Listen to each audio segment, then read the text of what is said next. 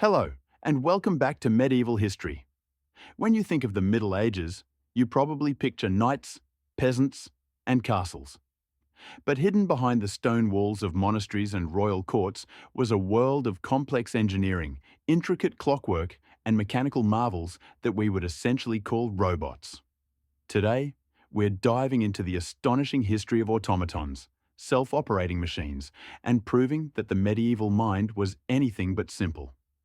The concept of the automaton didn't start in Europe's Gothic cathedrals. It was inherited from two brilliant cultures, the Byzantines and the Islamic Golden Age. The Byzantines famously had a throne room in Constantinople with mechanical gold lions that roared and birds that sang, designed to impress and perhaps intimidate visiting foreign dignitaries. But the true explosion of automata technology came from the Islamic world. Engineers like Al-Jazari in the 12th century were masters of hydromechanical devices. He wrote the Book of Knowledge of Ingenious Mechanical Devices, which meticulously documented hundreds of inventions. His creations included robotic waiters that served drinks, a musical band powered by water, and the iconic elephant clock, a massive, complex timekeeper featuring a mechanical human figure that struck a gong to mark the hours. These innovations weren't just toys. They were practical tools used in water management and, crucially, inspired Europe. The transfer of this knowledge into Europe led directly to the development of complex public clocks in the 13th and 14th centuries. The greatest achievements in medieval automatons are linked to these enormous, complex timepieces. The necessity of calculating and displaying time for religious services and public life fueled unprecedented mechanical innovation. These cathedral clocks were not just simple faces, they were technological spectacles.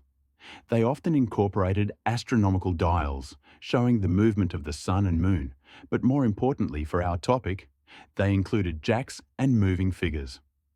Let's look at two incredible examples that exemplify this era. First, the Strasbourg astronomical clock. The original clock, built in the 14th century, featured a large rooster that crowed and flapped its wings, a stunning piece of metalwork and mechanism that survives in a later incarnation. Second, the Wells Cathedral clock in England, dating from the 14th century. This clock features the famous Jacks the Quarterboy, two small armoured figures who strike the bells with their hammers every quarter hour. Below the clock face, a circle of knights jousts every hour, a whimsical yet complex display of gears and motion. These jacks and moving figures were the automatons of the time, programmed, self-operating mechanical actors. Beyond the public clocks, automatons found their way into monasteries and royal courts, serving both practical and symbolic purposes. In monasteries, simple mechanical figures were sometimes used for religious functions. Imagine a device designed to chime a bell or even perform a repetitive motion, helping monks maintain their demanding schedule of prayers and devotion. At royal courts, their function was pure display. The Holy Roman Emperor, Frederick II, was known to have been fascinated by engineering and possessed several automata, including a silver eagle that could move and a mechanical servant. These luxury items demonstrated the owner's wealth, sophistication, and knowledge of esoteric technology. The mechanics weren't just about fun, they projected power, hinting at a control over nature itself. The use of automata in royal festivities and ceremonial occasions was also a crucial part of their existence. Medieval engineers designed intricate, temporary mechanical displays for feasts and state dinners, often featuring mythical creatures, dancing figures, or allegorical scenes. For example, during grand banquets, one might see a highly decorated mechanical pie that, when cut, would release live birds or a small mechanical figure. These devices served to awe guests and emphasize the host's wealth and ability to command both artisans and technology. They were the medieval equivalent of elaborate theme park rides, designed purely to entertain and reinforce political standing. Another fascinating, albeit less well-documented application was in early hydraulics and fountains. European gardens, inspired by Islamic and Roman designs, began to feature intricate water-powered mechanisms.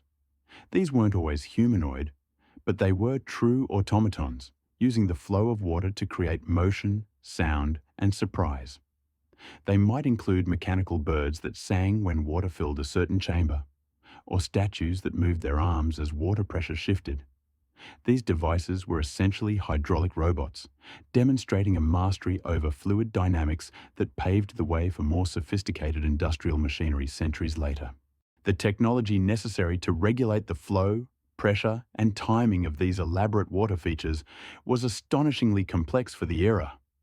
This obsession with complex mechanical figures also intersected with alchemical and philosophical pursuits.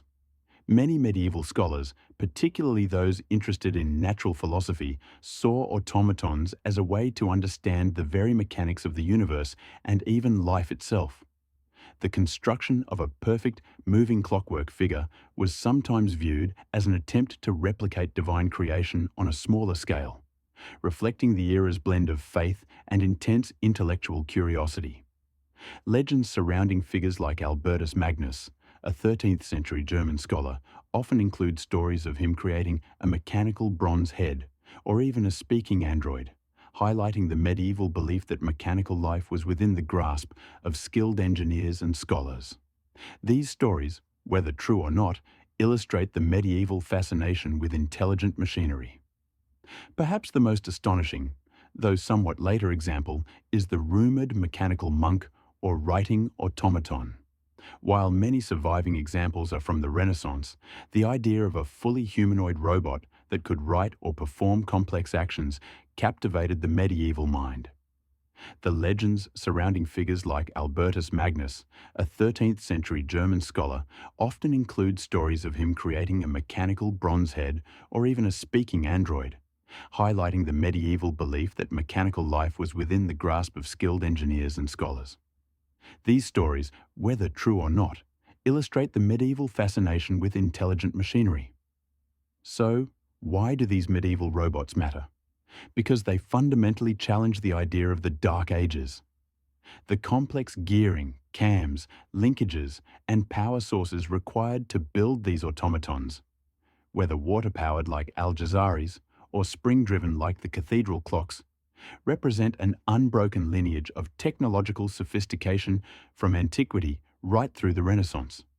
They show that medieval Europe was not only receptive to knowledge from the East, but was also capable of dramatically improving upon it, laying the groundwork for the scientific revolution and the advanced clockwork that would define later centuries.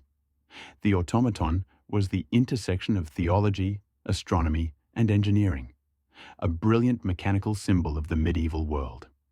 If you enjoyed this look at the mechanical marvels of the past, please hit that like button and subscribe to Medieval History for more stories that defy the common narrative of the Middle Ages. What medieval invention do you want us to explore next? Let us know in the comments below. Thanks for watching, and we'll see you in the next video.